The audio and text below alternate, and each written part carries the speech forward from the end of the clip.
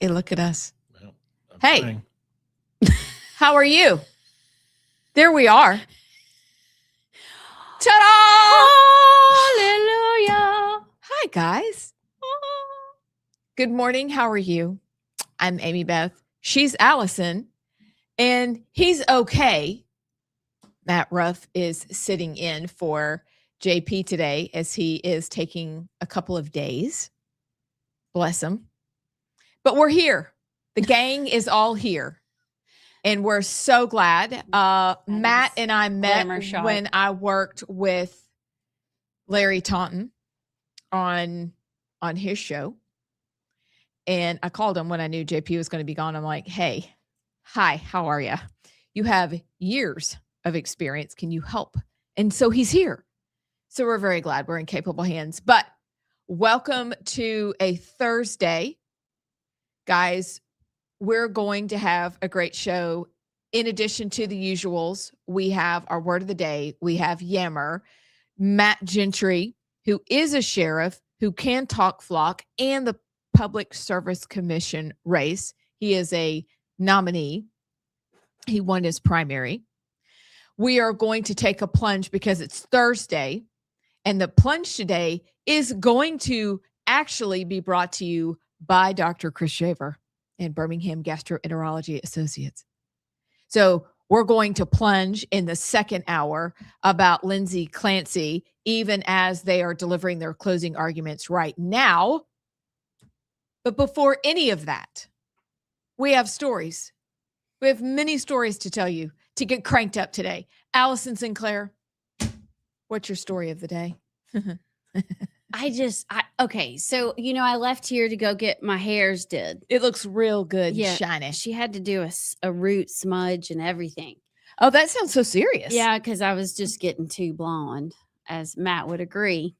I don't have that problem. Because what's that movie that 9 to 5 songs in? Anywho. Okay. Yes. So I go and I'm getting my hair done, and I have all these foils. I've already gone and walked because I can't sit still. So I go and walk the parking lot and with your foals. Yeah. Okay. I just don't even care anymore. And I get back and she's like, okay, you're ready. So I go lay down and put my head in the bowl and I start. What were you laughing at? You 100% know what I was laughing at. Does it have anything to do with chicken? It does. And I just kept saying nugget liquor. You did not. And as I kept saying, so I tell Evan, she's my hair girl. And I tell Evan the story. I've got tears. And I don't think this was the right thing to do. I said, please tell your youngest son, Aunt Allison, tell him our new word for somebody that's a biscuit. Because we've retired biscuit. Yeah, we have nugget officially. Liquors. Anyway, so she texted me last night. I was already asleep. It was like 10:30. I wake up to a text that just says nugget liquor with like 4 crying emojis. And so it's caught on. It's caught on. We are officially we are surrounded by nugget liquors. She was trying to enter in. Apparently, she was trying to enter in like an appointment time. Yeah, and she was mad at the software, so she called it a nugget liquor. Listen, we had to retire Burned Biscuit. It's been with us for years, and so to have a new phrase to call people who are biscuits, for those of you who are new, use it. Just use it, and with a straight face. Just call somebody that to their face and don't laugh. All right. Don't laugh when you say it. Nobody likes a nugget liquor. If you think about what that is, you're just a ruiner. It's the fry cook at the back who decides to. Gross. Ugh. It's disgusting. Disgusting. You had a story. I actually have a story. So Molly adopted a cat earlier this summer. We all know this. Okay. She's a child who made a presentation at age 8 in order for her to procure a bunny. Well, I was overwhelmed with all the children at age when she was 8 because there's an 8-year age gap and I've got 4 of them. Okay. So we're like, listen, love, we very much appreciate your presentation. But no. So she's reminded me of this since then. Now, she is my excellent student, works hard, like no problem. So this summer she's like, hey, I'd like to get a cat. I'm keeping it at the apartment. I'm going to stay in the apartment the rest of college. And I'm like, no problem. Went to the Humane Society, got the cat. The cat's name is Tucson. He is adorable. What the heck happened to Obi-Wan Kenobi? Hang on. So Oh. then she gets at home and she's like, I think I'm going to call him Obi-Wan Kenobi. Okay. So we're like, that's a cute name. That's funny. She loves Star Wars. Fine, hilarious name. As you know, yesterday morning, Mama raced the cat to the Humane Society. So he didn't miss the cat bus to take the cat to go get neutered. What do you mean? You put the cat on a bus? Well, you take it to the Humane Society. They come to the car and they're like, oh, is this Tucson? Yes, this is Tucson. They don't have his new name written down. Is this Tucson? Yes. Here. Okay. He'll be back at 3:30. You can pick him up then. Sign the papers because you cannot officially adopt until they have been spayed or neutered. And then it becomes Molly's property. Okay. We've been fostering for the whole summer. Well, when did they get on a bus? They got on the bus at 6:30. I got there at 6:15 yesterday morning. They do the surgery on a bus? Yeah, they take it to that mobile pet clinic. But see, the Humane Society, if you get your pet through them, will take care of the spaying and neutering. Okay. And so that's the bus and that's the whole thing. I'm like, thank you. I'm not paying for this cat. It's Molly's cat. I'm not paying for it. So I get out there, I drop it off. She may or may not have skipped class to come up and get the cat. And so we're checking in with, hey, how's the cat? Is the cat good? And then all of a sudden on the family group chat, we get, hey guys, it's a girl. So they only found out when they went to neuter the male that she had a girl cat the whole summer. They mislabeled the cat. Is it a tranny cat? That's exactly what now is on our family group chat. I'll show you. Wait. It's a girl. They got it mistaken for what it was, but they didn't know. Oh, crap. You saw the word of the day. No, I didn't. I really didn't. But you either have them or you don't. How do you miss that? Well, Allison, that's a good question. And she asked the same thing. Especially if you're a professional. The vet just told me Obi is a girl. Ha, ha, ha. No way. That explains a lot, Chris says. What does that mean, Chris? What does that mean? Because she was such a girly. Act like a girl? Yeah, she acts like a girl. Very clingy and, yeah, but not us. We're not normal High girls. maintenance. They told me that they found out while beginning surgery that they'd have to spay her. More laughter. And they didn't even know until now either. I'm conflicted. It's a boy to me. I said, that's hilarious. Do I have to rename her now? And I said, no, Obi-Wan Kenobi-ette. Yeah. That's fair. And then she thought she had a boy. And then Chris said, just call it they, them and move on. Chris also said, give it back. He did say, give it back. Emmy says he's probably so confused being raised as a boy. And then she puts, guys, my cat's a transgender. And so, and now she's troubled. How do I go on just calling it a she? Like, it may not be easy at first.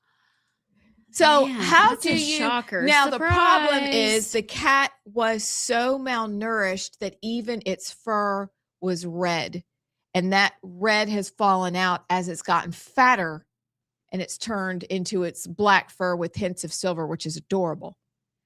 But it was so malnourished. I have to believe that it was so underweight. Like, I think it was 0.6 or like it was tiny when she brought it home. Like they were that small?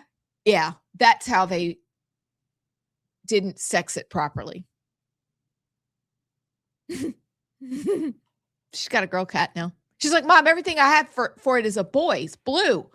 It's like, I can't do green. That's trans. I got to go get pink stuff. I'm like, all right.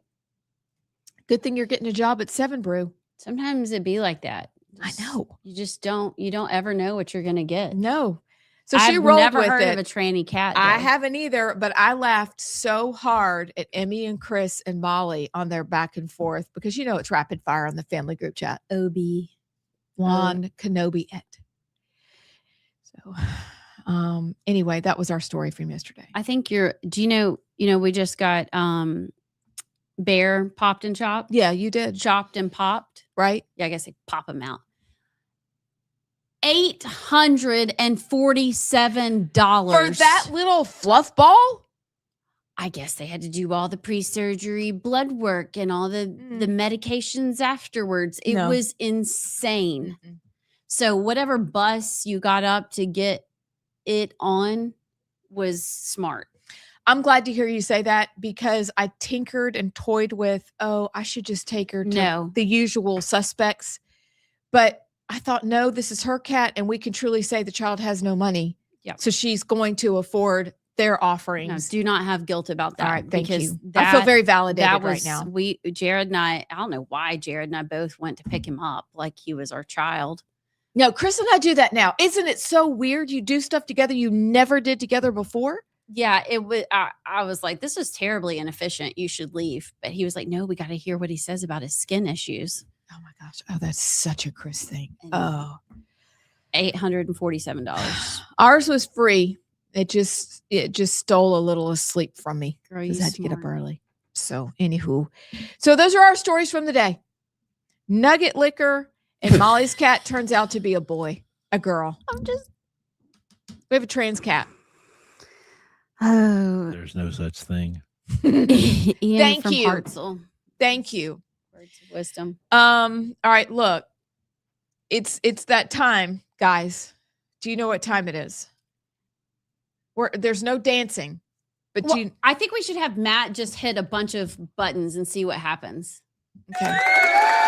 Yes! It's time for Do it word one more. of the day. No, hit a different button. That works too. That's Okay. good. Okay. Okay. We're going to be fine. We're fine, everybody. Okay. Look, Okay. here's the word. You don't get to guess. Why? He can't guess. Why? All right, fine. He can guess. He's a part of the show. All right. It's an informal word. He's going to know it immediately, and I think you are too. I may have to jump over to New York Times. Okay. If you get this too quickly, we're going to do another word. This word is an informal word for somebody who is left-handed. Ambidextrous? No.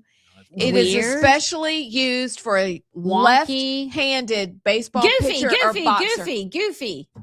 Lefty? Goofy foot. No. Do you Your know? Goofy hand. Y'all are both engineer types. What do you Come on. As soon as I say this word, you're going to know it. did I already say weird? Look, the team's new pitcher is a blank with a wicked knuckleball. Is a lefty. Yeah, but what other name for a lefty that elongates? Because lefty is a short word. This is not a short word. Left-handed. Nope. Starts with an S. Seriously? Guys, you ready for it? Wait. No, because we're gonna feel stupid, Matt. We're gonna feel stupid. Can you? Okay. I naturally can wear it. I have no trouble with that one. You know what you don't have trouble feeling stupid. No, I'm stupid about a lot of things. He- I'm married for 42 years. but there's a lot. I've learned I'm stupid about a lot of You're things. used to it. Nah. Okay, read me this sentence. Use it in a sentence one more time. Okay. Not the same sentence. I'm going to use a New York accent. Okay. Okay. Let me see if I can do it. Are you when I should do that? Southpaw. Yes. Like That's, a commenter gave me that did Brad You're- give you the word? Was it Brad from Crimestone? is Bradley. Yep. What I is knew Thanks, you were going Bradley. to know it. the heck is a South Pole? I've never It's a even South Pole. wanted the The South South I've heard Pole. that before, yeah. Southpaw. Is South Pole like a pole? Southpaw. Southpaw is an informal word for someone who is left-handed. It is especially used for a left-handed baseball pitcher or boxer. Okay, Marge. I've never heard of that word Jody. before ever. Jody, it's a great word.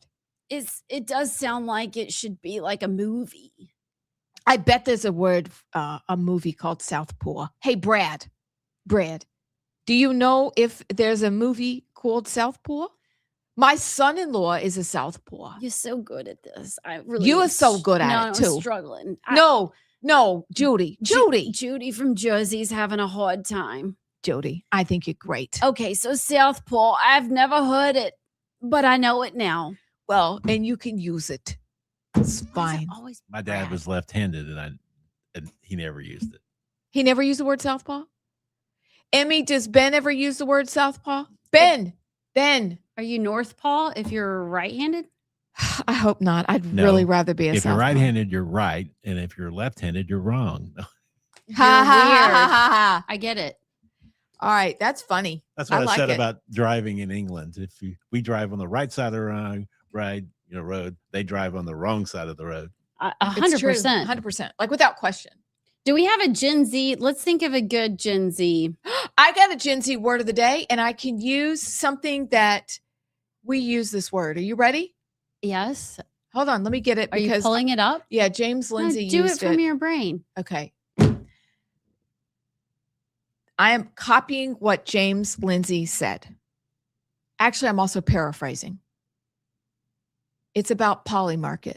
He says Polymarket is so blank. It's a short word. Like, where did they come from commenting on politics when they're a betting market? They are so Fake. 3 letters, excuse me. Cap. You're very close. Very, very close. They are like, it's so he left early from the party with the girl he just met. And he's a hoe. He is a hoe because he's married. That guy's behavior is so blank. It's a long word shortened to 3 letters. Starts with S. You know this word. You use this word, Sinclair. Simp? Close. Come on. Sigma? No. Sad? I don't know. Sus. Oh, shoot. I need some applause. He does. Oh, that's our word of the day. Oh, I like that. Thank you. Okay. All right. There you go. That worked. It's so sus. We're going to use that a lot. That's basically the sound you use when you've been married a long time, because you are never better, but you just walk around and life just is hard, in general. I wouldn't go that far, but the conversations are one-sided. Because Are they one-sided? Yeah, because she can finish my sentences, I can finish her That's true. sentences. So I just think it's just hard because life is hard. So you're really glad you're married to your best friend, but then you just walk around and you're like, oh, foiled again, because you expect somebody to be a certain way. You have expectations, which you should not, but you do. And then you're like, oh, foiled again. I married an opposite, so I'm. Oh, I did not. We are very similar. No. I feel that way about humanity. Yeah, that's what I mean. Yeah. It's the older you get, because you're young and you're young married, you're like, yay. And then the older married you get, you're like, oh, I'm so glad that we get to do life together. But it just gets like, ugh. Life. Ugh. So that's what sometimes Chris and I'll go. I think that's why you've got to take joy in nugget lickers. You do have to take joy in nugget lickers those and using moments. words like sus Those licking nugget moments. and southpaw and using accents. Because it makes it all worthwhile. Yeah. The Nuggets were good, but I'm still thinking 9 to 5 was the best. That was so funny. Oh, I loved it. I don't I know. loved it, What was loved wrong it, with love it. me? Can we just move on to Yamma? How are we going to do Yamma? Can you whistle? Can you Oh, whistle, Matt? Matt, can you whistle? I'm Absolutely shocked. not. Hold on. Let me get my Yamma story. So Matt Gentry is coming up at 10:40. Okay. I did text him and give him a heads up and said we're all kind of off today. We've got A pitch hitter is running the show. yes, so buckle up is what I said. He just said LOL. Now, Hey, we're To on be the f- air. I feel good. we're about on the that. air. And Matt, just Well, at some point today, we will pick your brain because we do want you to be able to tell the good people, all the people you've worked with. It is the fact that he is sitting right here is kind of ridiculous. Yeah, I don't know how. Yeah, I don't know you're why. not It's a quite as goddess. famous as Daryl Waltrip. No, No. or being a consultant to Fox Sports. So, like, he's like downplaying himself. No, he's just being humble, which is a good thing. The Bible says to be humble. Let's just say that the man has a wealth of experience. So we're delighted he's with us today. Okay. The trouble is there are 450 ways to do this, and I know 450 of them poorly. But I know about 5 really well. It's not this one. So, no. but I'm happy. We are on the air. Hey, you have exceeded my expectations, and thanks. that's not a cut on you. That's I thought maybe we'd just go to breakfast and You were hoping watch we were 9 to 5. Yeah, just go to a brekkie. Yeah. And maybe tomorrow we'll do that. Okay. Would you like to do Yammer before the break? It's time for Yammer. Up top. Wait, does he bomb and then whistle? Or does he whistle then? I don't know. Yammer. Right now, my mom can't even believe I got a whistle out of my mouth. All right. Wait, let me try. I didn't mean to do that. That wasn't supposed to come out. Probably going to be the viral clip from the show. Cannot do it. This. All Yes. right, Sinclair. All right. Y'all, Oh, we have the same story. well, you go first. No, you go No, because first. I got another one. No, you go first. No. You go. You've got the Yellowhammer version. Blondes first. No, well, she's got the Yellowhammer version. So she's going to do Grayson's story. All right, Grayson Everett, and it'll be super quick, is Tuberville Camp says Alabama has nothing new to learn about Doug Jones in a 2026 debate. DC Doug spent his time in the Senate voting for Chuck Schumer and Nancy Pelosi. And our senator and his campaign discarded opponent Doug Jones' latest call for a gubernatorial debate between the two candidates, telling Yellowhammer News that Alabamians are owed something better than Jones promising it will be different this time. And I agree. But it's a great story by Grayson Everett, our friend, on Yellowhammer. So should they debate? I mean, everybody does it. If you're leading in the polls, you don't go debate. Well, what they call debate, they should do, but they don't do those anymore. Oh, you mean the Lincoln Douglas style? That kind. Yeah. I agree. Yeah, what they have now is just talking point, break, fight, talking point, look serious. They're not real. So I think probably not. However, it would not be bad if they chose to, but it's up to the Tuberville campaign. I don't know. It might be a total waste of time, but there's part of me that's like, we need to show the actual difference between the two. But they do have voting records, both of them.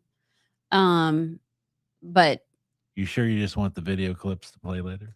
yeah, I love some good drama. He does love drama. Even Matt in a fight in 5th grade in the hallway. I would have loved to have been there. Oh, Well, my no, the goodness. fight never happened, right? No, the fight happened. I just wasn't in it. It's genius. Genius. Okay, this is also a Yellowhammer News story. Let's see who wrote it. Let me see. Have y'all been? Why is my Twitters keep doing this? Allison, it's your a real Twitters are. problem. Hold on for everybody listening. Allison, why is your Twitters doing I don't that? know. Maybe I need Okay. to update. Probably. So there's Phoenix City, a little league baseball team out of Phoenix City, Alabama, has made it to the World Series. They came back and they were playing Westchester in Williamsport, Pennsylvania. They came back from a 5-0 deficit in extra innings. Now, what is crazy is that their pitcher is a girl. You don't say. 12-year-old Kinley Rasmus, who is the daughter of former MLB pitcher Corey Rasmus.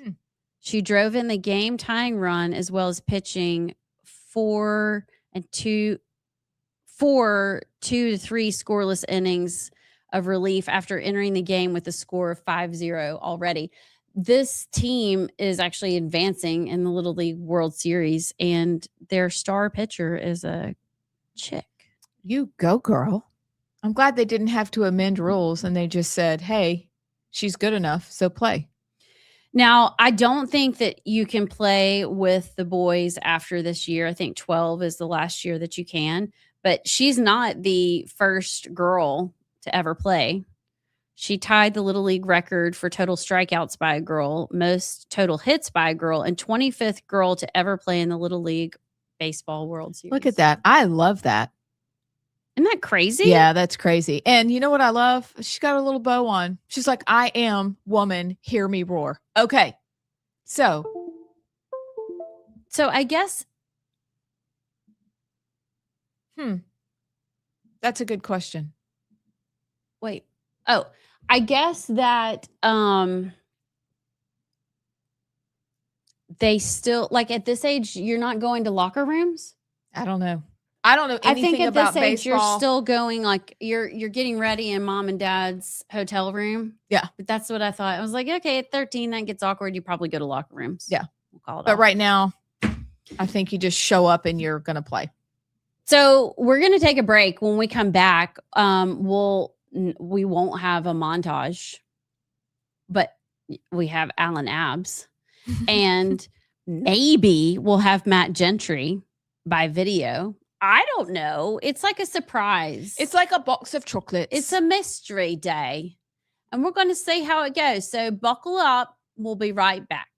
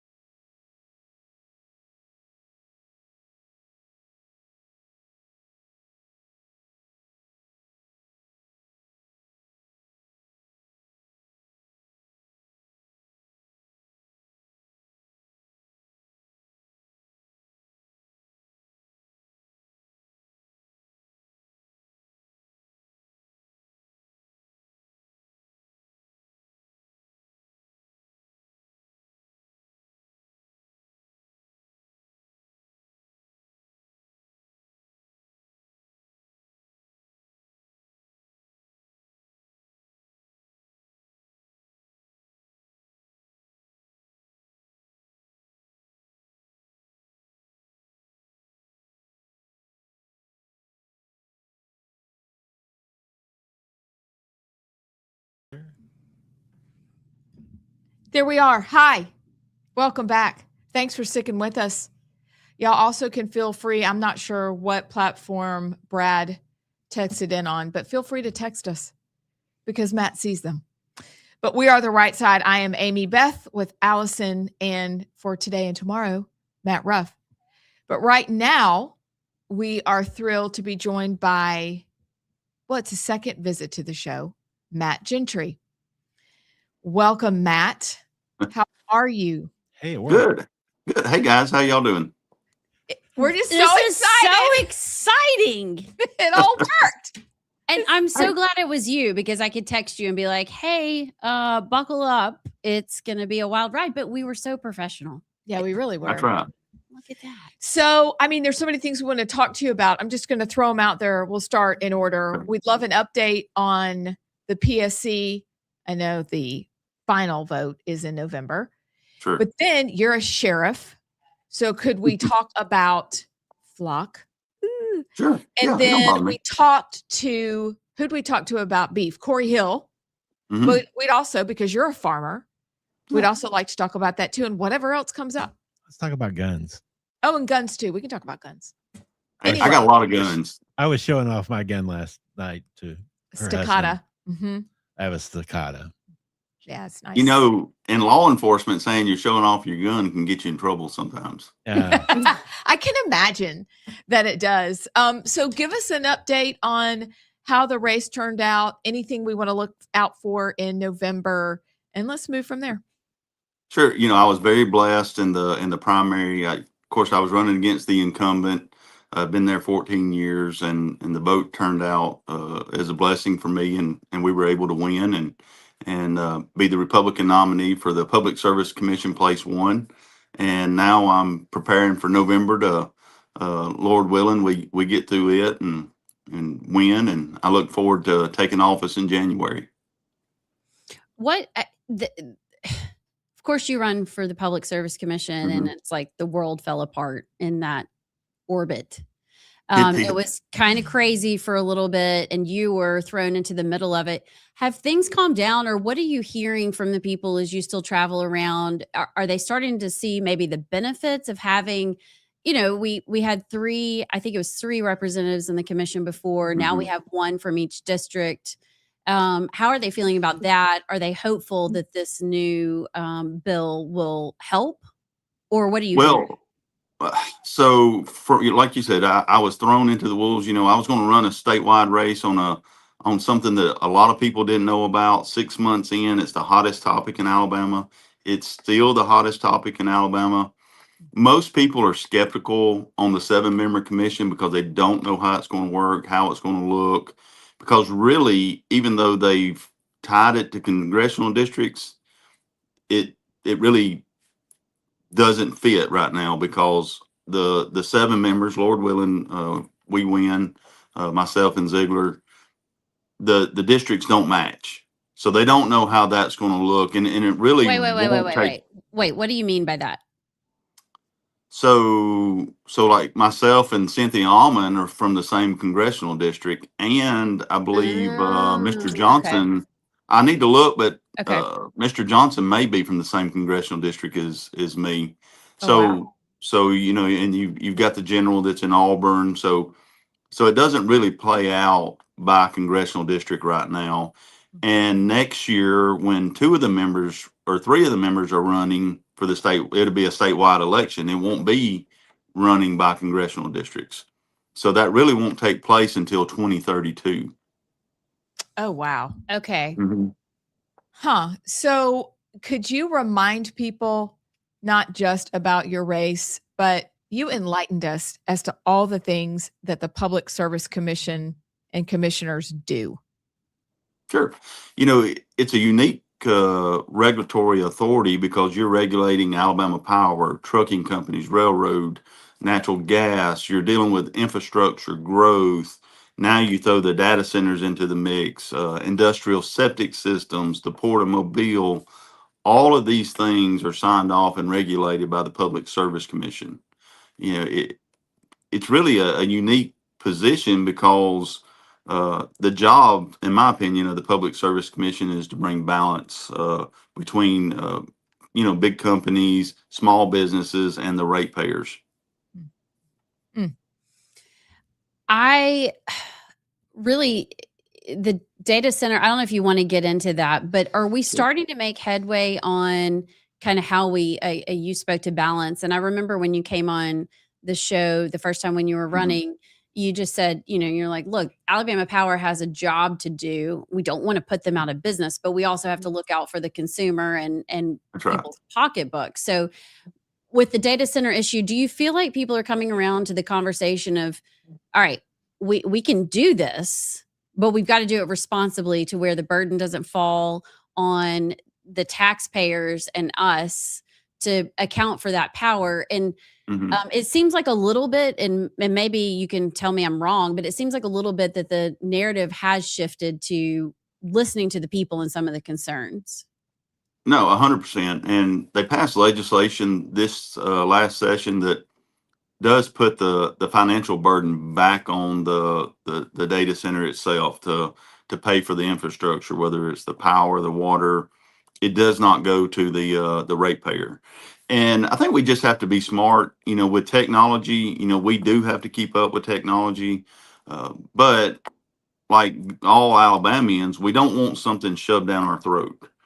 And I think it's the job of the Public Service Commission is to research, help work with communities, to put them in the right places and do it the right way where it doesn't impact our businesses, our counties, and our ratepayers. So another subject, I'm pivoting, but not really, because it's another issue right along with the data centers, is the whole issue of flock cameras. Sure.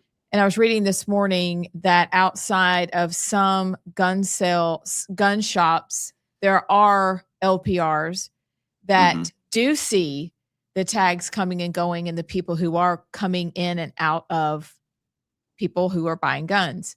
So that's a whole nother wrinkle to the issue. But what are your thoughts on that? Can you frame this debate for us, especially from your perspective as a sheriff? So, license plate readers have been used for years. And let's go back to early 2000. Then they were typically stationary in patrol cars. So I remember one of the first ones that had it was Hoover. And you would input the data. So let's say we received a call from Texas that said, hey, there's a big load of drugs or whatever coming in. And it would hit on those license plate readers. And so then we would be notified that, hey, there's the vehicle that we're looking for out of Texas. So they've been around a long time. That's not a new thing. I think the dangerous thing with flock cameras, number one, I am a constitutional sheriff. You should never be tracking our gun owners the way they're trying. I was the sheriff that spoke up for constitutional carry. So I'm against tracking our citizens with government overreach. But it is a tool that can be used correctly with the right specifications. And the way I look at it is just the other day in the city of Coleman, one of the flock cameras hit on a murder suspect out of Tennessee. They go in, the guy ends up shooting himself. But the only way we knew that is because that murder suspect hit on that camera, and it sends us an email that, hey, this guy's a murder suspect, or a child that gets kidnapped. If we have a child that's kidnapped out of Birmingham, it is a good tool that if it's coming up the interstate and all of a sudden, bam, there's that vehicle, and it notifies law enforcement to be able to respond. I think what we have to do is be careful with AI because we do not want anyone tracking us. But what I tell citizens is every day you're being tracked because you have a cell phone. Cell phones are 10 times worse than a flock camera itself if it's used correctly, because cell phones listen to what you're talking about. Like right now, we could get on there and say, let's talk about grilling out or a specific kind of grill. If you watch, when you get on Facebook or you look, it's going to start trending to what you were talking about. Yeah. So the cell phones are just as dangerous with misuse as a flock camera. So there is good things about flock cameras and there is bad things about flock cameras. You have to have strict policies in place that doesn't allow law enforcement to misuse it, just like our NCIC or CJIS stuff that we deal with today. And if they misuse it, then they need to be arrested for it. So would you support, I think I'm kind of starting to boil it down to a few issues of if we are going to have flock cameras, like you said, there need to be guardrails. One would be that maybe the police offices and the sheriff's offices cannot, let's see, they can't be revenue producing. Look, don't tell anybody, but I'm driving around with an expired tag right now.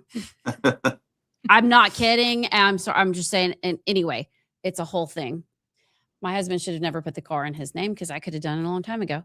But where you start tracking people and making revenue off of following people and license plates that pop up, you know, and you're like, oh, let's go find Sinclair. She's got an expired tag. People have a problem with the revenue. They have a problem with having no warrant, you know, in the case of a murder or a kidnapping, of course, but you've gone through the proper channels or you have a reason. There's a probable cause there. And then you mentioned the abuse. It shouldn't just be like a slap on the wrist. If you are going in and you probably should be fired. There's no law yet in Alabama. I know several legislators are talking about that. Does your office have any of those in place? And have you talked to other sheriff's departments around the state to see what they're doing to put up some of those guardrails?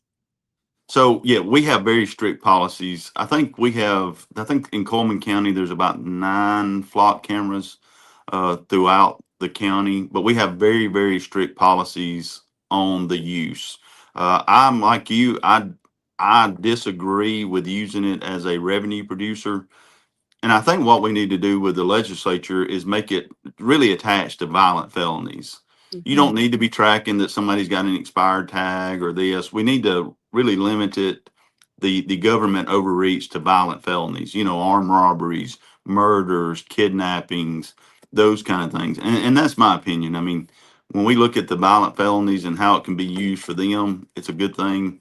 I don't think that it should be sending you a message saying Sinclair's riding down the road and her tag's expired, go write her a It's ticket. probably coming. Yeah. I'm waiting for Yeah. it. I get it. Yeah.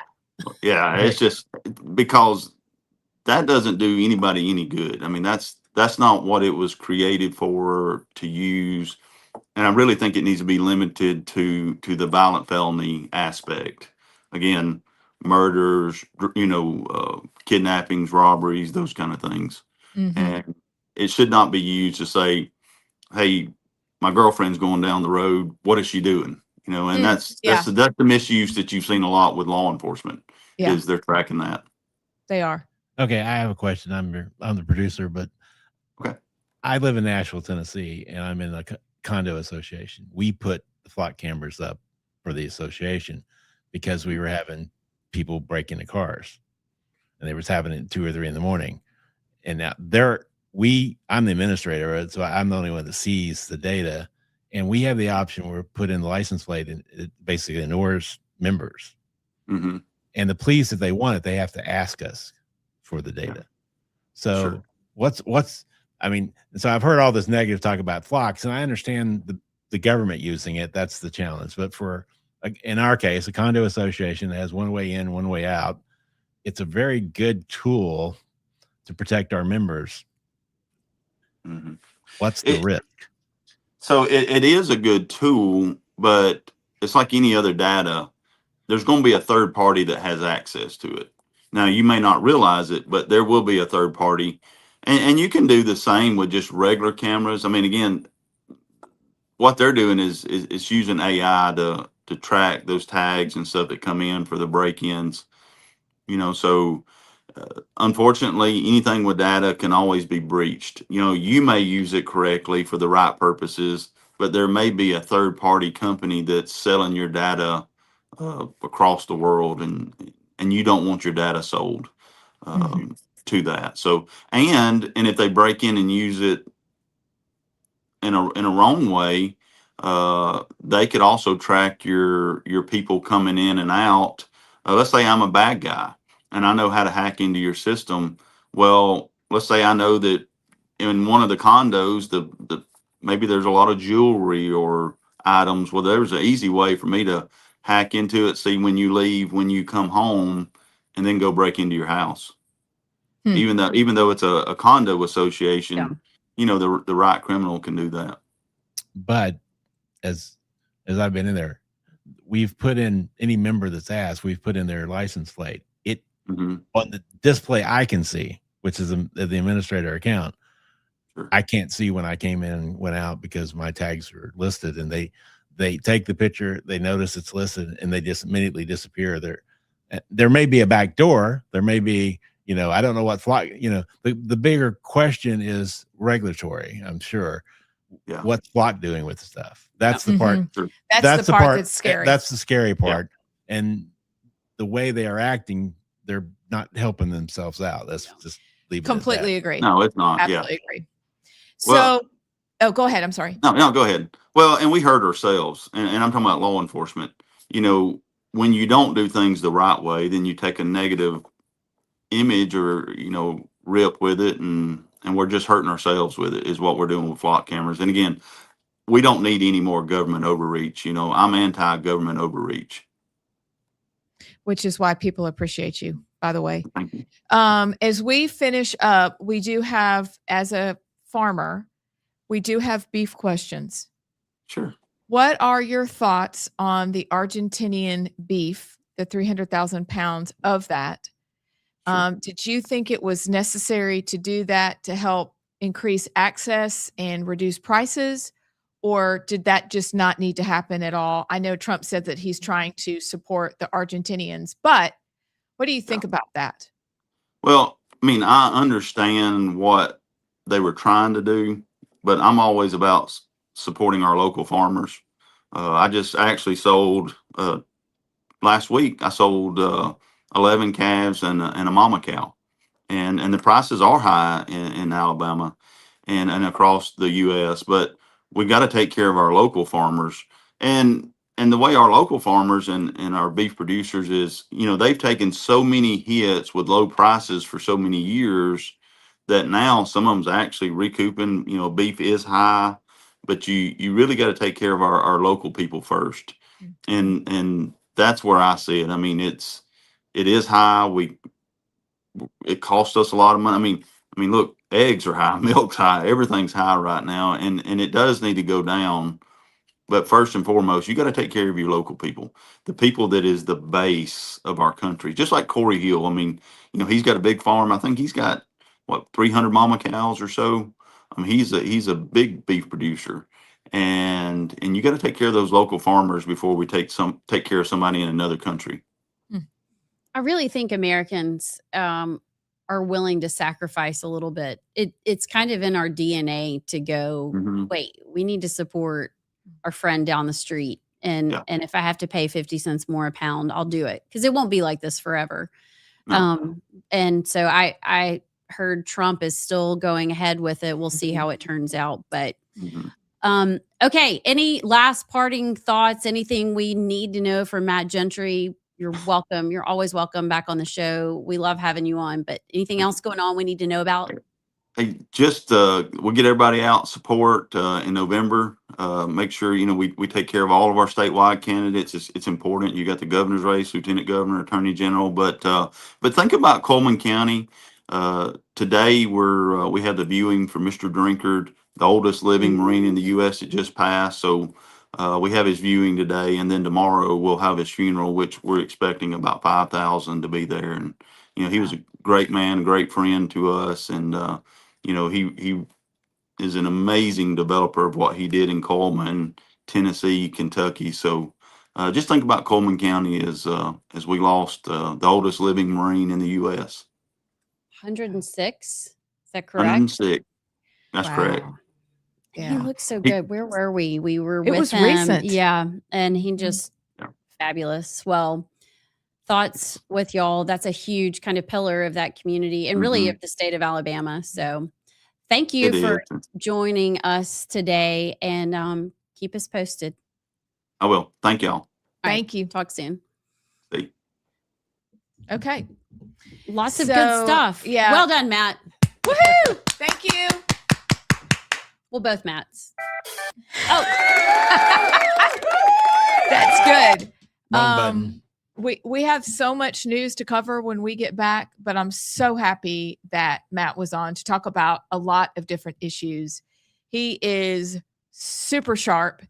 Very happy to have him on the Public Service Commission. I know it is merely a formality in November, but very excited. It's not, we're not going to like Don't. sleep on the race. Okay, No. guys, no sleeping on it. We're going to have a big deal in November. So just relax. we got got to you. get out. No, we got to get out and vote. We are going to get out and vote, but I'm very thankful for him and for the slate of people that we get to vote for in November. So it's the first time I've cared about the Public Service Commission because maybe it's the first time I've understood what they did. Who knew? Okay, we're going to take a break. And then when we come back, we'll have much more news. We're going to plunge into Lindsay Clancy and the hysteria, feminist murder, like serial killer eyeballs. That they just, these women have these weird eyes and it's not going well. I'm not sure what's happening, but we're going to talk about it after the break.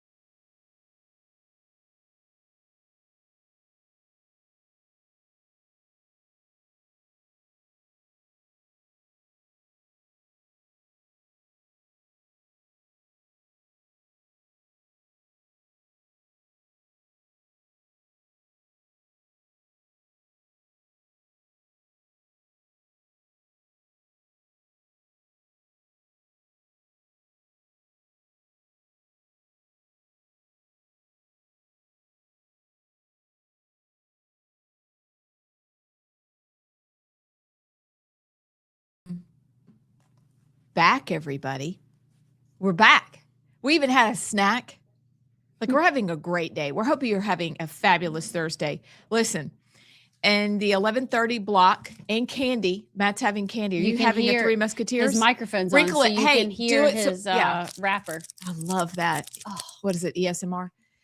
So in the 11:30 block, we're going to talk about Lindsay Clancy, who will be brought to us by Dr. Chris Shaver of Birmingham Gastroenterology Associates. It's our first official serious plunge. So prepare yourself for that. I am told if any potty humor comes out of it, he's all for it. Oh, Do you think? well, here we are. I don't even know how to get that off of there, Allison. Yeah. Are we live, Matt? Yeah, we are. Oh, I can do that. Sorry about that. I mean, Or- it doesn't really matter. It doesn't matter. No, But she saw it. I wouldn't have even seen it. No. All right. So we're going to do that in the 11:30 block, and then who knows what else. But first, we haven't even really gotten to the news of the day. We're going to roll through it. I'll share a Sorry. story. Hey, I like that. I'll do a story. Allison, we're just going to go back and forth with stories. And there was quite some big stories happened yesterday between something that settled with Meta. That was a big deal. Bill Gates, Allison's got all those.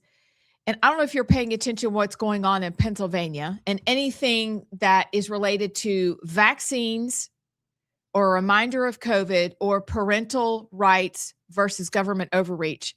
We're your ladies. That's fair, right? And so what they did, though, what Governor Josh Shapiro did in Pennsylvania on probably Tuesday, because Josh is one of those who's probably jockeying for position to be one of the Democratic consideration for the Democratic nominee for president. All right, let's just say it. How many nominees will there be next time? Well, he's going to try to get himself in the stable of people to be considered because It'll be Kamala double Harris digits. overlooked him. Double digits. There will be more than 10. Do you announced. think? Yes. For Democrat It's going to be It's Gavin? going to be like before Trump entered on the Republican side. It's going to be everybody and their uncle. So like 17 maybe. Hmm. It could be huge. Because Well- there's no clear. No, there's not. You're right. And so I'm paying attention to Josh because I just think he's a dweeb. Okay, I'm sorry. I do. I said it. I shouldn't, but I did. So I'm listening to the Morning Wire on Tuesday. No, it was yesterday because it was the day I was taking the cat to the vet. And what he was trying to do was to set up a database, a vaccine, mandatory vaccine database for every single person in Pennsylvania. Even after the people of Pennsylvania voted it down, he brought it back. This is what he wants to do. In addition to that, he was going to overstep parental rights and allow the people from the public health department to go into school to talk about sensitive subjects with your children, and parents would have no say. And in order to set all of it up, he runs up to Lancaster, PA, Lancaster County, with all the Amish, and he says, "Oh my gosh, 2 people have died. They had the measles. Oh my gosh, there's a measles outbreak. Enter in mandatory vaccine database." But friends and neighbors, do you know what happened? Josh Shapiro lied. This state said, we haven't had anybody with a measles death. There was a child whose spleen ruptured, and that's why they died. They happened to test positive for measles. He made it up so that he could try to usher in his authoritarian, mandatory vaccine database. I know that half of y'all that pay attention to our show, according to statistics, are liberal. I just want you to consider that because that's what's coming from Josh Shapiro and Pennsylvania. And the people don't want it. He did. And he set up a whole ruse to lie to the people to say there's a measles outbreak. Now you got to do what I want you to do. What do you think about that? He's a nugget licker. Is it- He looks like a nugget licker too. I mean, It's they have a look, the nugget lickers. so you've got Lindsay Clancy with crazy eyes, and you have Josh Shapiro, and he just looks like a little pencil head. Like you want to, like you just want to flip him in the head. He's just annoying. He's that guy. I guess I'm not surprised. And we're going after him as a Democrat governor, but I see it kind of from the right too. And it makes me nervous. It seems like there's a little bit of creep with some of this AI, just some of the things coming in the talking points, whether it's flock and kind of getting squishy on that, or I know Donald Trump is rolling back, vaccines in childhood, but I kind of get nervous from both sides on this issue. And it seems like one of the stories that I have is just to roll this in about the mosquitoes from an airplane killed 2 at a German airport. 2 Frankfurt airport workers have died after being bitten by mosquitoes that arrived on a plane. They're calling it airport malaria. They're always just doing shady stuff. And we didn't know it until COVID. But it seems like there's this push for that from all sides. Are we going to stand for it because it makes us safer? I don't know. Kind of like the flock discussion, but it makes your neighborhood safer. Well, at what point, Matt, I like you and I trust you and you're not a nefarious person. I don't think. I've only known you like 24 hours. But we have a flock camera that's pointed at our studio and the HOA here has access to it. I hate that. Like I don't know them. They're putting up more flock cameras. They can access it anytime.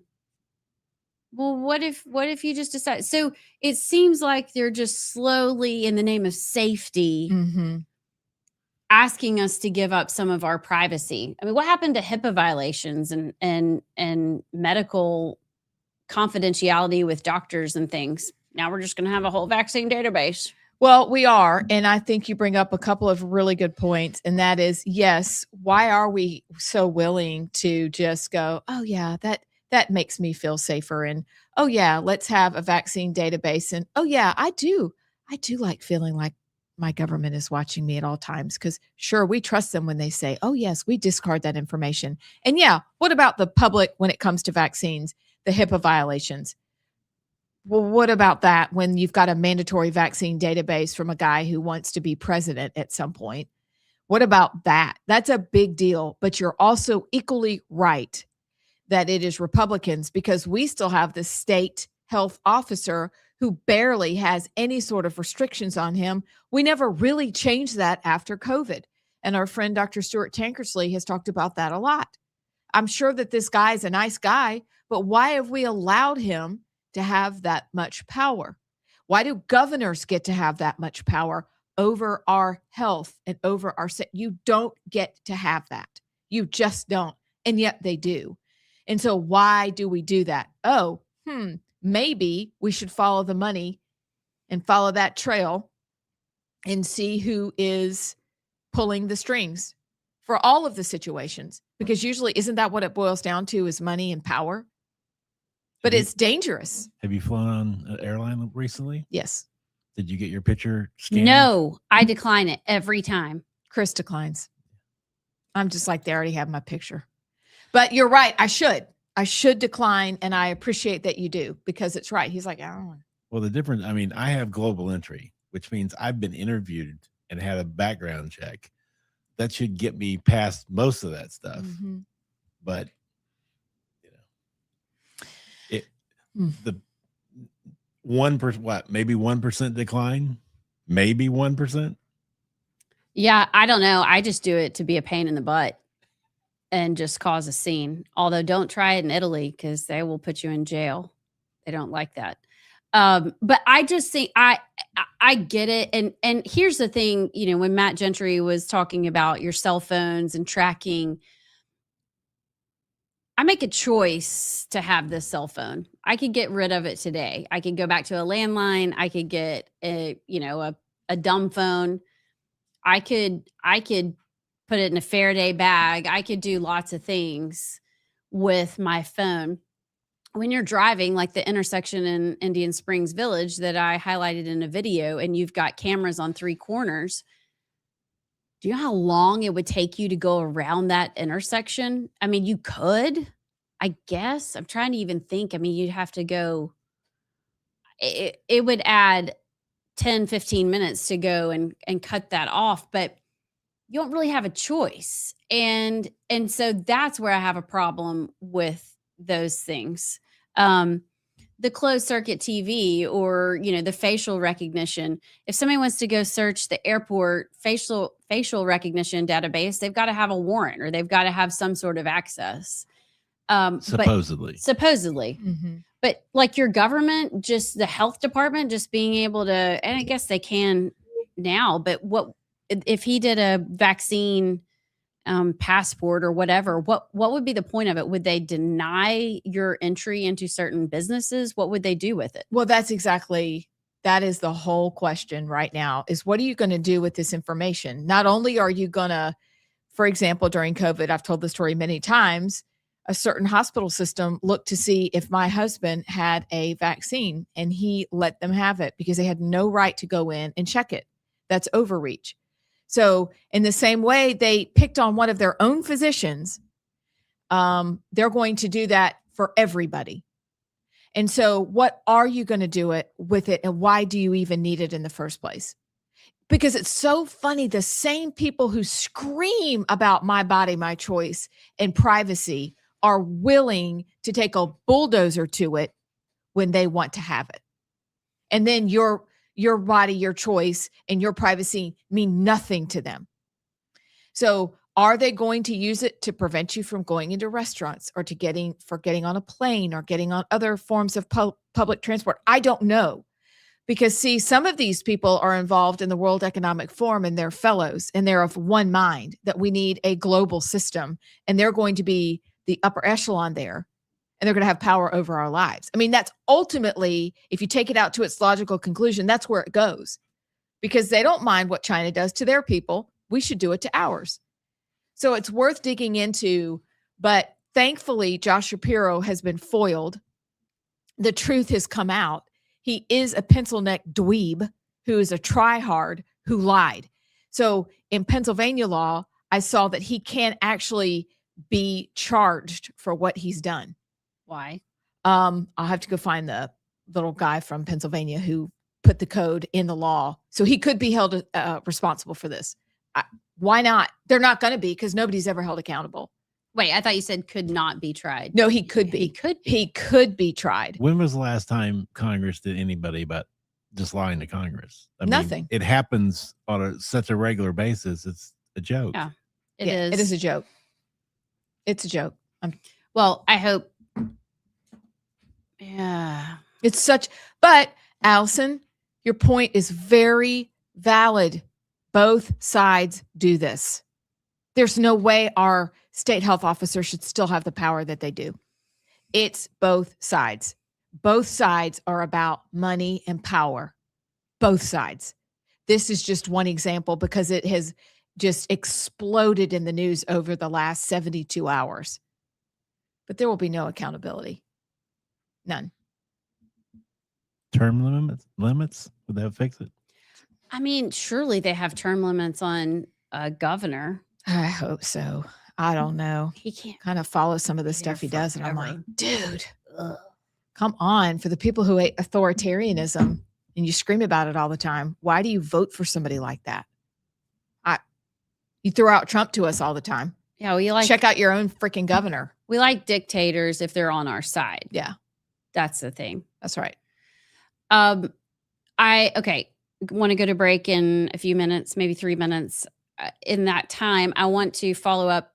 Was it yesterday or 2 days ago that we had Dr. Frank on? Yes. Was that Tuesday? Yes. Yesterday. No. No, Tuesday. Tuesday. Tuesday.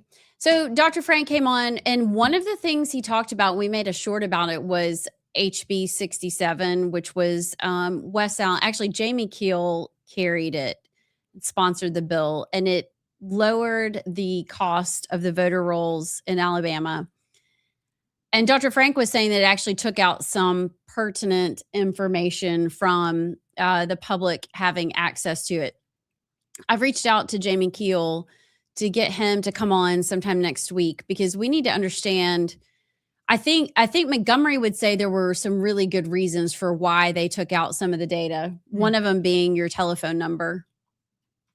I mean, your telephone number, I guess, is public, but do you really need that to do a voter audit? No.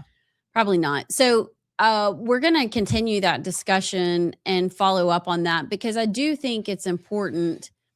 As Trump has said, he is sending out in November 1,000 DOJ workers to 1,000 polling stations around the country. And Dr. Frank spoke a little bit about it, that he feels like this November election could get a little dicey. Yes. And a little unrestful. Is that the word he used? What did he say? Civil unrest. Civil unrest. But there's a lot going on, this whole discussion about election integrity and voting machines and cheating is not going away. And in Alabama, we want to make sure that we're moving in the right direction, which I know over the past years we've done a lot. We banned, what was it, like curbside voting? Yeah. That kind of stuff. We've taken some necessary, really good steps. And I think Jamie Keel will say that this bill actually moved us in the right direction as well. So I want to get him on to kind of rebut or be able to answer to what Dr. Frank said. Elections and voter fraud, those topics, I think, are about to ramp back up. And we need to be ready. So, yeah. Just a little what's it called? Foreshadowing. I thought that was good. I'm looking down. Yeah. I'm seeing what's coming. It's really good. What's coming right now is a break.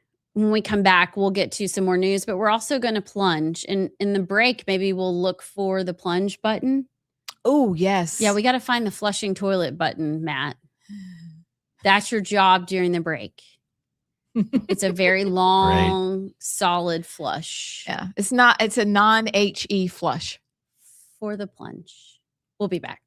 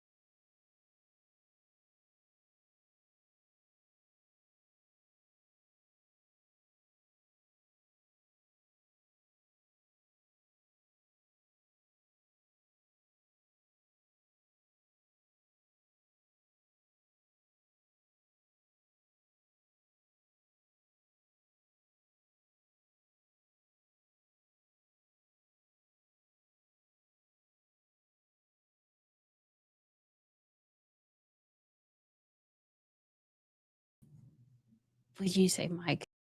Behind the scenes. Hi. Welcome back. I'm Amie Sorry. Beth. Who's Mike? She's Allison. Mike is in the other room, and Matt's here too. It's great.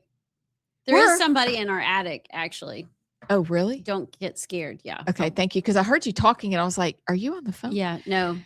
So here's what we're going to do. We're going to cover Bill Gates and AI. I'm still confused about the mosquitoes. We're going to plunge at 11:40 on Lindsay Clancy.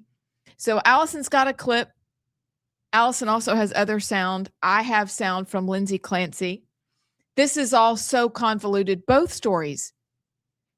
And then we'll finish with whatever news is left in the day to round out our time together. But Allison Sinclair, I find it odd that Bill Gates is concerned about AI. He seems to be concerned about not a lot of things except overpopulation and anything the World Economic Forum says, and making sure that he gets some medicine so that his wife at the time wasn't affected by the STD that he got from Epstein Island. Anyway, Okay, you just I digress. you might as well have just said nugget liquor.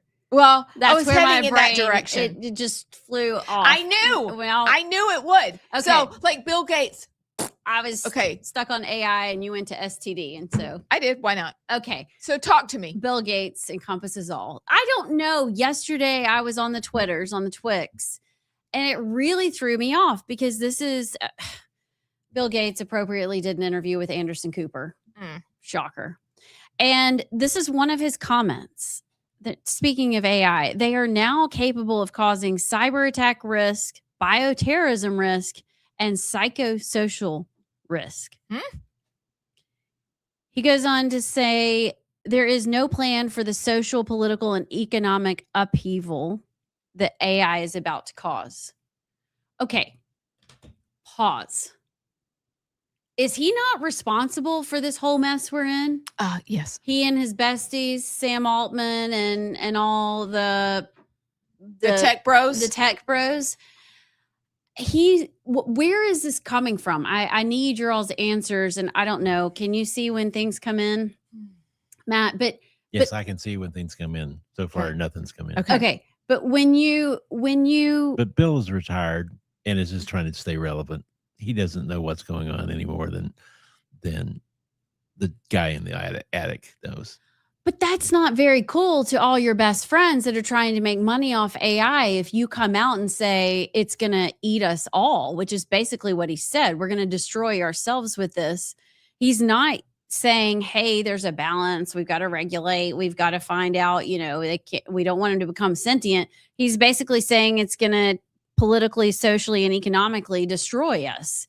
That to me is a shift.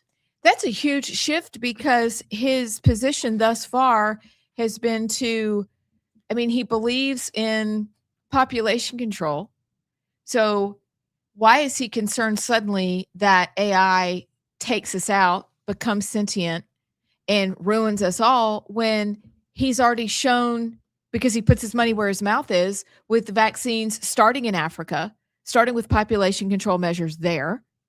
And now he's publicly said that the world has too many people. This is a clip from many years ago. I've seen it several times.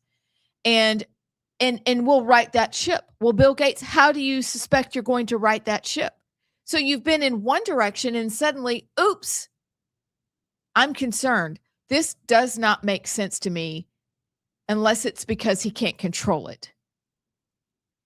Or it might be because he wants to control it and he thinks he has a plan and he's going to come in as fair, the savior. I don't know. I just think it's really, really strange. And it ties into Unusual Whales is also saying, it just put out, data center developers are starting to realize that prioritizing the AI speed race over public approval might not have been the smartest move. We could have told you that, but maybe Bill Gates is just responding to public scrutiny and public apprehension, but he's not that guy. He is the hysteria.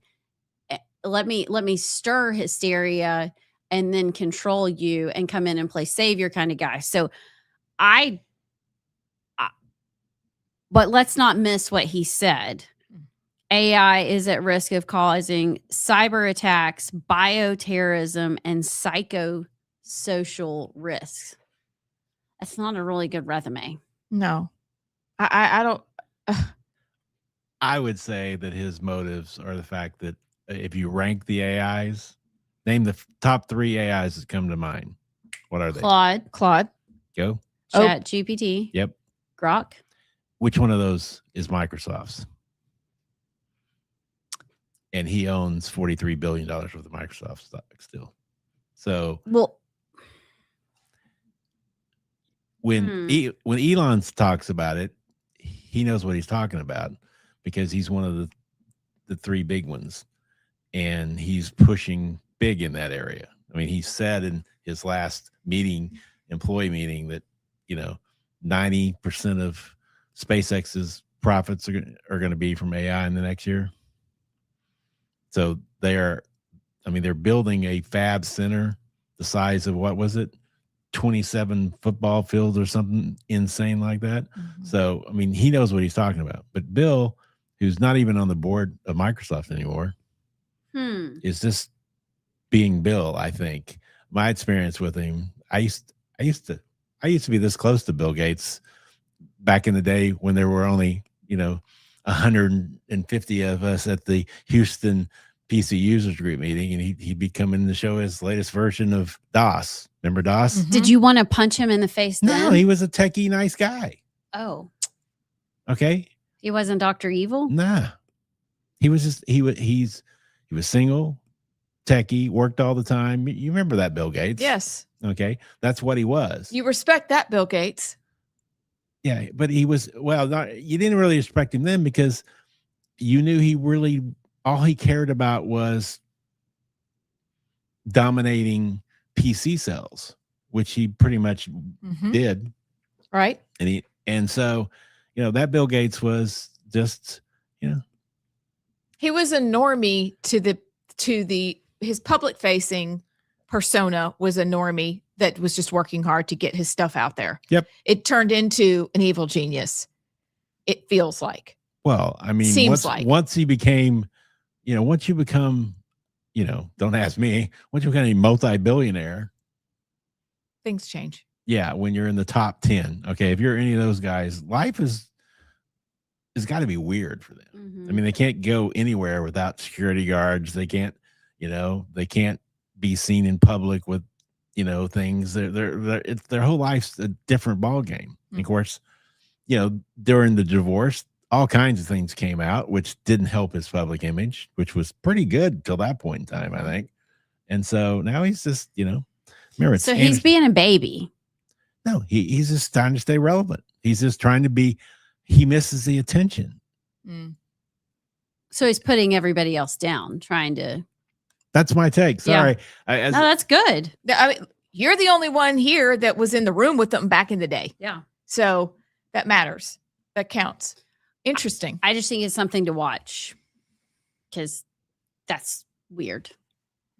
Maybe not. I would Maybe he's just a sore loser. I would much rather listen to what John Lennox says about AI. The professor emeritus of mathematics at Oxford. He's got a book on AI. Read it. But I would much rather listen to what he has to say than what Bill Gates has to say. Because I don't think Bill really knows what's going on that much. That's my take. That's a hot take. He's getting from lots Matt of Ruff. Media. Yeah, he is. Attention for it. Is it time? It's time. It's time to plunge.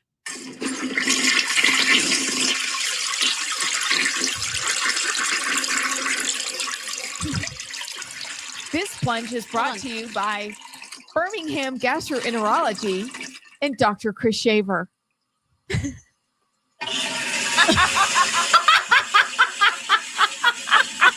It's 34 seconds of flushing, Woo!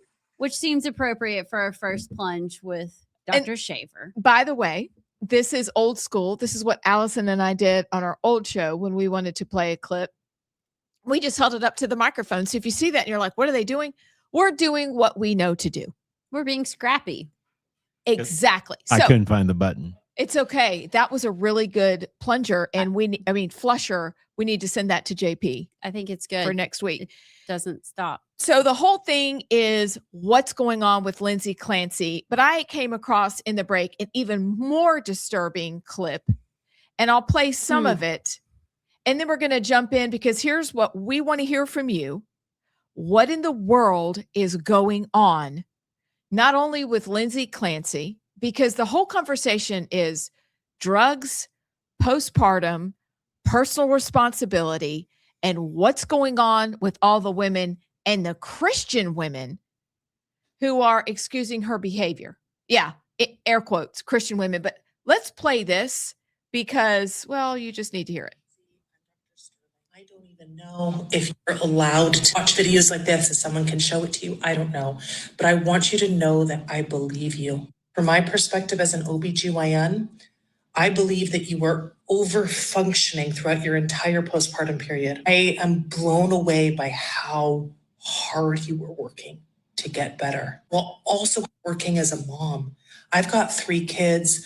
I know how much work it is, even when you are mentally well. It's so hard to take care of 3 kids. Obviously, hindsight's 2020, but I don't know what else you could have done. You were far beyond what should be expected of a single individual. You have galvanized us women in a really powerful way.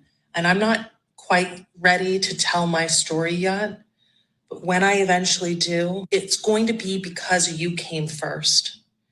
And you showed all of us that we can be honest and we can be real about what we experience as mothers. So thank you.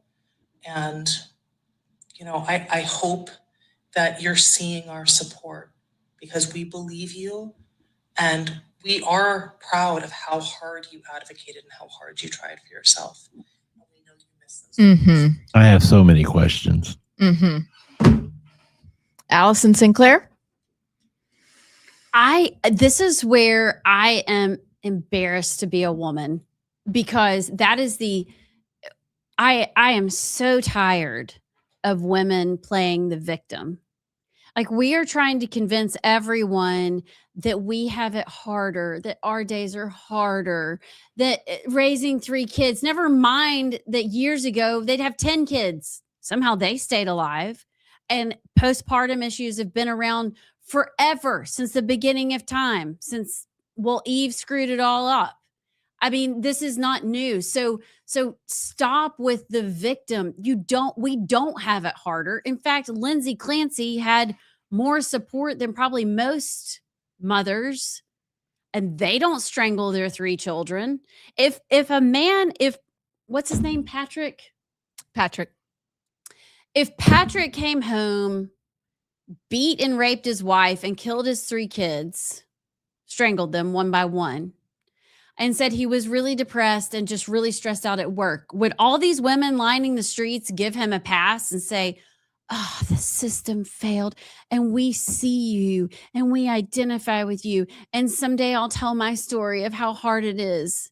No, they would be saying, hang him from the rafters. He has no respect, but no, we're going to come to the defense and not one mention. Well, she did say, I know you miss your children. We've literally lost our minds and we have nobody to blame but ourselves as women for this. And it's disgusting. I'm done. That's well said. Because it is embarrassing, especially from an OBGYN with her big giant glasses to try to get out there and we see you. What has happened to us? Abortion has also existed since the beginning of time. I'm sorry, but it has.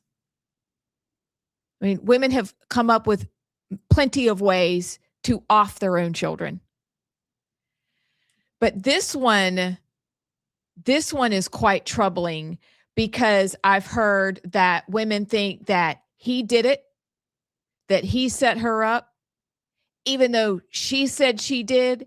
He screamed to the 911 operator, she killed the kids. And then she tries to blame it on this voice in her head that only lasted for 18 minutes. Now, does that lead to the discussion of the black box warnings on the back of the drugs that she was taking? Yes. That is a discussion worth having. But I don't know how long ago it happened in this country, to what you were saying, Allison.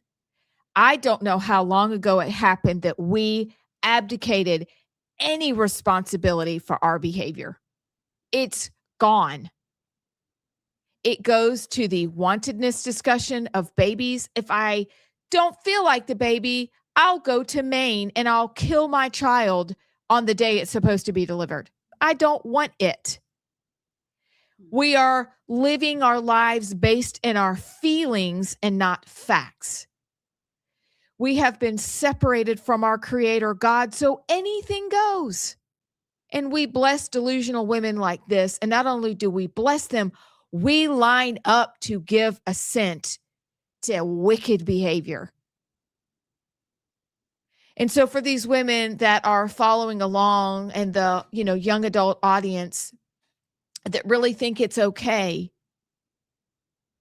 it's exactly what you said. Like, postpartum is real. But most people know we're going to call somebody and say, hey, I need some help, or I'm struggling, or I'm going to tell my doctor. That's real, number one. Number two, that conversation about black box warnings and drugs are real because on the black box, it says that for the first few days of you taking one of these drugs, there is a couple in particular, it makes you feel euphoric and unhinged from reality. That's real as well. So it's the doctor's responsibility. They had her on a bunch, 13. Maybe even the pharmacist should say, what the heck is going on? Why do they have you on all of these drugs? That probably should have been looked into as well. But it doesn't take away the responsibility from her. She strangled her children. So I don't understand, except that for us, it seems to boil back down to 43% of all women have an interaction with abortion. And 95% of the women, when asked at the clinics, aborted as a form of birth control. Statistically speaking, it is rare that it was for any other reason than that. And look, for rape, it's 0.02%. We acknowledge that. But when you decide that we don't want it, that it is not made in the image of God, and who cares? Why are we surprised? I think Lindsay Clancy is the result of the way we've lived our lives, probably for hundreds of years, but we started blessing abortion in the 70s, even though it's all gone on. But this is what that looks like in one woman. This is the case study for what that looks like, and that kind of blessing of evil. And so women come alongside and go, oh, we see you. You're struggling. Who hasn't struggled? Who hasn't been sad? Who hasn't felt overwhelmed? Who hasn't? Like, this is something new. And then you want to tell us, oh, but I'm a boss girl. I'm going to go to my cubicle and I'm going to have it all. Look at me. I don't need a man. We look ridiculous. I struggle. Well, I made a post about this on X, and I wanted to qualify my statements of what I basically just restated what I put on X, because I do know people that have struggled with postpartum depression. I am very well acquainted with anxiety and depression in general. It is very real. But I feel like you shouldn't even have to say that in this instance, because she killed methodically, coherently, because to do it the way she did, she was aware of what she was doing. You can't claim psychosis, out of body, whatever, and operate the way she did. There is no excuse for that. We cannot even begin to defend this, except we are in a society now that does not value life. It's exactly what you're saying, Abs. And then the other day on Twitter, this is what's happening. It was a new mom. She was walking down the street. She had her little baby in a little pouch. What did we call those? Oh, yeah, those things. Yeah, like a front pouch. Obviously a newborn. You couldn't see its face. She had a hat over it. And she's filming herself, and she's walking down the street, and she's walking by where they were cutting down some trees. And they had a wood chipper. And she said, "Is it just me, or does anybody walk by and just have visions of you tripping and your baby going through the wood chipper?" Excuse me? And she put that out on social media, and people are cheering her on. I understand. I have those thoughts too. What? And to not to say, look, you may have those thoughts. Okay. If God didn't scan and put a billboard up of the thoughts that went through my head on a day-to-day basis, it would be terrifying. But you didn't, you normal people stop and go, this is not rational thought. And I'm sure as heck not going to put it out on TikTok. And then to have the girls in the pink shirt line up making hearts. Oh, we see you. You want your child to go through a wood chipper. We do too. And that's what we're cheering on. This is what is kind of encouraging, is that the men are actually stepping up and speaking truth on this. And that's very hard to do, because you will get shouted down by the feminists real fast. But they're going, y'all are insane. And I've read that some men, if they're in a relationship and their girlfriends are sympathizing with Lindsay Clancy, they're like, deuces, I'm out. This is not normal behavior. I don't know how it hurts my brain to think about how we got here, and I don't know how we get out of it. I think it goes back to what we referenced last week when we just started to follow the story. Number one, we were here. It does hurt my brain. And again, we know what it is like to be very depressed and struggling. Like, we shouldn't have to say that, but there are people that are going to hear this and take it out of context. That is not what we're saying. But to cheer on a woman who murdered her children and realize that we have a devastating infection of evil in our hearts and our minds and our souls leads to one conclusion, is that we have to repent. We made death okay in 1973. Before, it was something you didn't ever really acknowledge. You knew who to go to if you needed that to happen, which is still evil and wicked and reprehensible. I'm sorry, it is.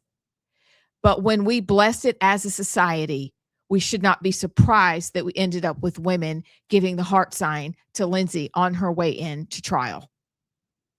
And the way out is spiritual. This is good versus evil. This is, we need to get on our knees and repent, because there is a cloud of deep darkness that has settled over too many women in our culture. And we're suffering because of it. We're not okay.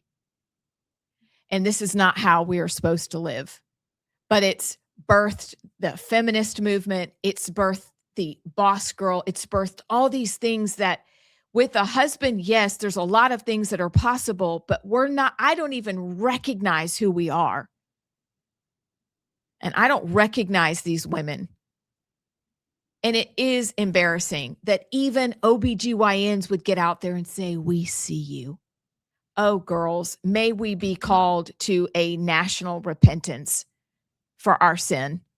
Because whether we like it or not, the public truth is, you were created in the image of God on purpose. And so anybody who is murdered is an affront to the image of God. And that's what this is. But we started killing ourselves a long time ago, and this is what we've ended up with. And it's heartbreaking. And it's like you said, it hurts your brain.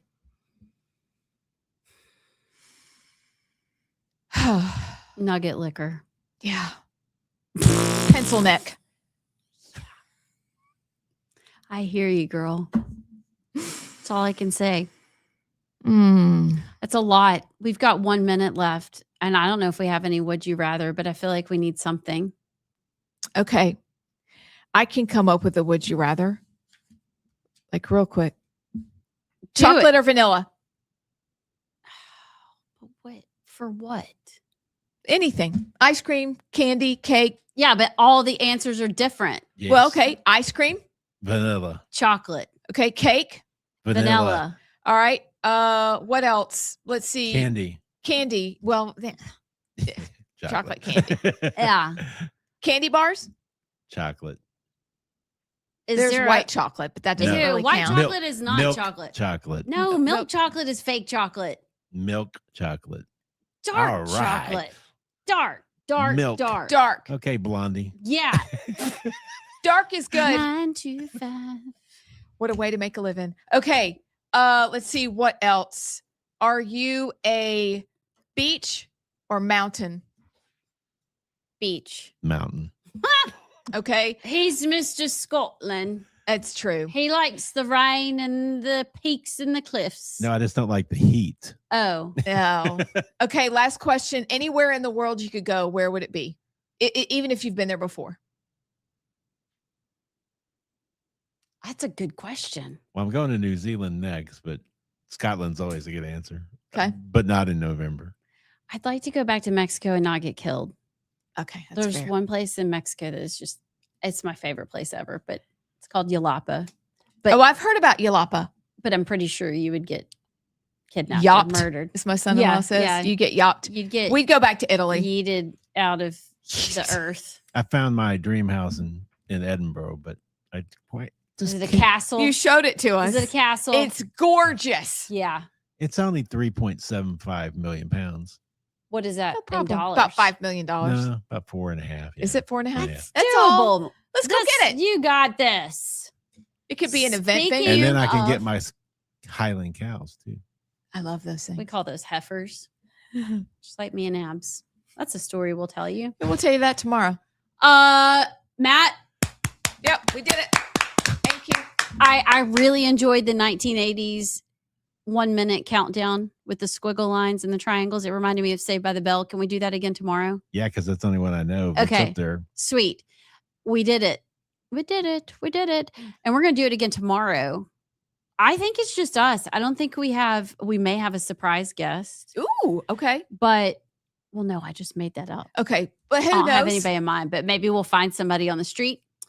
And we will be back here tomorrow with much more news. So y'all have a great night. See you tomorrow.